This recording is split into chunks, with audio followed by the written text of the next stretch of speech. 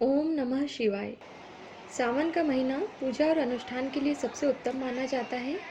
कहते हैं कि साल भर आपने पूजा अर्चना व्रत पाठ ना किए हो, लेकिन इस महीने अगर आप भगवान शिव की पूजा कर लेते हो, आराधना कर लेते हो, तो आपको पूरे वर्ष की पूजा का फल प्राप्त होता है। और ऐसे ही इस महीने में आता है हरताली तीज का व्रत, जिसका महत्व कई गुना बढ़ जाता है और इसे सुहागन महिलाएं भी रखती है और कुंवारी कन्याएं भी करती है। तो इस व्रत की साधारण सी पूजा विधि मैं आपके साथ शेयर कर रही हूँ, जिसे करना बहुत ही आसान है। इस दिन निर्जला व्रत रखकर भगवान शिव और माँ पार्वती की पूजा की जाती है। इस दिन महिलाओं को सुबह जल्दी उठकर स्नान करके श्रृंगार करके तैयार हो जाना चाहिए। इसके बाद भगवान शिव की, माता पार्वती की और गणेश जी की पूजा करनी चाहिए। ये पूजा आप घर पर भी कर सकते हो और मंदिर में जाकर भी कर सकते हो। सबसे पहले भगवान गणेश को प्रणाम करें, फिर माँ पार्वती को श्रृंगार की सामग्री भी अर्पित करें। शिवलिंग पर दूध या जल चढ़ाएं, बेलपत्र, भांग धतूरा, फल फूल, वस्त्र आदि अर्पित करें और मन में ओम शिवाय नमः, ओम उमाय नमः मंत्र का उच्चारण करते रहें। पूजा के बाद हरताली तीज की कथा पढ़ें या सुने, फिर आरती करके अपने घर की सुख समृद्धि के लिए और पति की लंबी उम्र के लिए कामना करें। अंत में आप आरती करने के बाद, प्रार्थना करने के बाद भोग लगाएं, जो भी भोग आप लगाना चाहते हो। भगवान शिव और माता पार्वती को चावल के लड्डू, खीर, सूखे मेवे की बर्फी और मालपुए का भोग लगाया जाता है। और गणेश जी को मोदक का भोग बहुत पसंद है, तो साथ में मोदक का भोग भी लगाया जाता है। इस व्रत का पारण अगले दिन चतुर्थी के दिन किया जाता है और उन्हीं सामग्री के साथ किया जाता है जिनका भोग आपने भगवान को अर्पित किया था। शिव परिवार को भोग प्रसाद में चढ़ाने के लिए अभी मैं आपके साथ गुड़ नारियल का प्रसाद, चावल के लड्डू और सूखे मेवे की बर्फी की रेसिपी शेयर कर रही हूँ। सूखे नारियल का भोग प्रसाद बनाने के लिए एक पैन में 1 चम्मच घी डालेंगे। घी के पिघलते ही हम इसमें 1.5 कप सूखा नारियल का बूरा डालेंगे और इसे धीमी आंच पर थोड़ा भून लेंगे। करीब 2 मिनट भूनते हुए नारियल का मॉइस्चर निकल गया है। अब हम इसमें आधा कप पिसा हुआ गुड़ डालेंगे। गुड़ डालने के बाद इसे हम बस 2 से 3 मिनट तक ही लो फ्लेम पर पकाएंगे। अब हम इसमें आधा छोटा चम्मच इलायची का पाउडर और 1 चम्मच चारोली डालेंगे। गैस की फ्लेम को अब हम बंद कर देंगे और इन्हें अच्छे से मिक्स करेंगे। इस भोग को अब हम एक प्याले में निकालेंगे और ये हमारा गुड़ और नारियल का भोग प्रसाद भगवान को अर्पित करने के लिए तैयार है।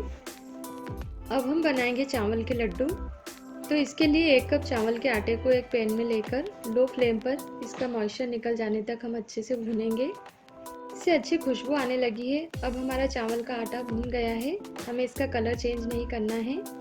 अब हम इसमें 1 कप ताज़ी मलाई डालेंगे। 2 से 3 दिन की फ्रिज में स्टोर की गई मलाई का आप इसमें इस्तेमाल कर सकते हैं। अब आप यहाँ पर देख सकते हैं कि सारी मलाई चावल के आटे में अच्छे से एब्जॉर्ब हो गई है। अब हम इसमें आधा कप सूखा नारियल का बूरा डालेंगे। इसे हम चावल और मलाई के मिश्रण में हिलाते हुए अच्छे से मिक्स करेंगे। फ्लेम को हम लो पर ही रखेंगे। नारियल ने अपना तेल छोड़ना शुरू कर दिया है। आप देख सकते हैं मिश्रण में अच्छा मॉइस्चर और शाइनिंग आ गई है। तो इस स्टेज पर हम डालेंगे 3/4 कप चीनी का पाउडर। इसे गर्म मिश्रण में अच्छे से चलाते हुए मिलाएंगे। चीनी अब पिघलने लगी है और मिश्रण लड्डू बनने की कंसिस्टेंसी में आ गए हैं। अब हम गैस को बंद करेंगे। अब इस मिश्रण को लिड से कवर करके 7 से 8 मिनट के लिए छोड़ देंगे, ताकि चावल अपनी भाप से अच्छे से फूल जाएं। आप देख सकते हो लिड पर काफ़ी भाप आ गई है, चावल भी फूलकर नरम हो गए हैं। अब इस स्टेज पर हम इसमें 1/4 कप बारीक कटे हुए ड्राई फ्रूट्स डालेंगे और साथ ही आधा टीस्पून इलायची पाउडर डालेंगे। अब जिस भी साइज़ के लड्डू हमें बनाने हैं, उस हिसाब से हाथों में मिश्रण लेकर इसे दबाते हुए गोल गोल लड्डू बांध लेंगे। सारे लड्डू हम इसी तरह से बांधकर तैयार कर लेंगे। तो ये देखिए चावल के आटे के लड्डू का भोग प्रसाद बनकर तैयार है। भोग प्रसाद की सूखे मेवे की बर्फी बनाने के लिए सबसे पहले हम एक पैन को गर्म होने के लिए रखेंगे। उसमें 1 table spoon charoli, 1 table spoon खरबूज के बीज, 1 टेबल स्पून खसखस डालेंगे।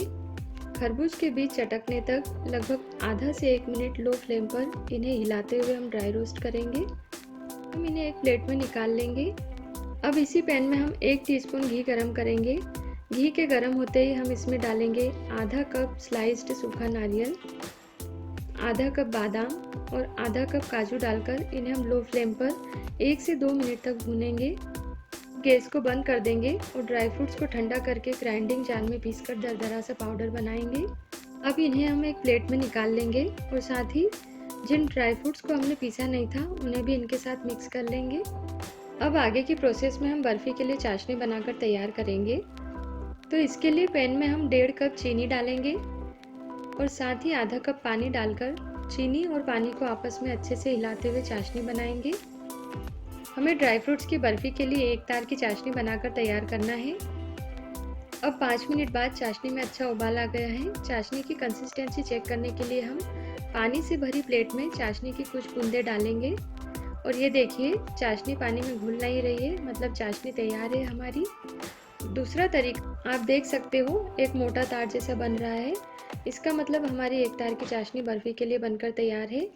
इसमें हम 2 हरी इलायची का पाउडर डालेंगे और हमारे ड्राई फ्रूट्स का पाउडर धीरे धीरे करके सारा डाल देंगे। स्पैचुला को चलाते हुए सारी चीज़ों को हम अच्छे से मिक्स करेंगे और गैस की फ्लेम को अब हम बंद कर देंगे। लास्ट में 1 टेबल स्पून पिस्ता कतरन ऐड करके हिलाएंगे। अब घी से ग्रीस की हुई थाली में इस गरम गरम मिश्रण को हम डालेंगे और स्पैचुला से फैलाकर इसे सेट करेंगे। एक प्लेट को घुमाकर इसे अच्छे से चिकना कर लेंगे। अब इस पर सिल्वर वर्क लगाएंगे, ये पूरी तरह से ऑप्शनल है। अब 10 मिनट के बाद हमारी बर्फ़ी अच्छे से सेट हो गई है। इसे हम एक चाकू या कटर से छोटे छोटे स्क्वायर टुकड़ों में काट लेंगे। ये हमारी भोग प्रसाद के लिए ड्राई फ्रूट्स की बर्फ़ी भी बनकर तैयार हो गई है। तो उम्मीद करती हूँ कि आपको आज का वीडियो पसंद आया होगा और अगर पसंद आया है तो कमेंट बॉक्स में ओम नमः शिवाय ज़रूर लिखिएगा और वीडियो को अपने फ्रेंड्स और फैमिली में ज़्यादा से ज़्यादा शेयर कीजिएगा। और अगर आप मेरे चैनल पर नए हैं, मेरा वीडियो पहली बार देख रहे हैं, तो प्लीज़ इसे सब्सक्राइब भी कर लीजिएगा। ओम नमः शिवाय।